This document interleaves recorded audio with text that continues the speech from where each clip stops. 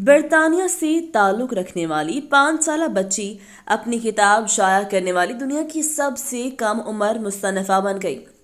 Guinness world record کے حکام کے مطابق 5 سال 211 دن کی عمر میں برطانیہ سے تعلق رکھنے والی بلاجے ڈرا کتاب شائع کرنے والی دنیا کی سب سے کم عمر خاتون شخصیت بن گئی ہیں۔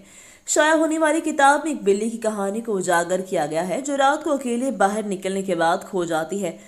رپورٹس کے مطابق دی لوسٹ کیٹ 31 جنوری 2022 کو جنجز فائر پریس نے شائع کی تھی۔ اس کے بعد اس کتاب کی 1000 سے زیادہ کاپیاں فروخت ہو چکی ہیں۔ بیلا کا کہنا ہے، مجھے اپنی ایک ڈرائنگ سے دی لوسٹ کیٹ کا خیال آیا۔ میں پہلے صرف تصویریں بناتی تھی، لیکن پھر میرے والد نے مجھے کہا تم ان تصویروں پر کہانی لکھ کر اپنی ایک کتاب بنا سکتی ہو۔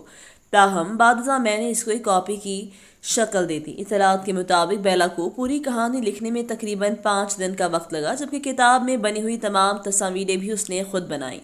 بیلا کی والدہ کا کہنا کہ میری بیٹی ہمیشہ سے تصوراتی خیالات کی مالک تھی۔ اس نے 3 سال کی عمر سے مختصر کہانیاں لکھنا شروع کر دی تھی۔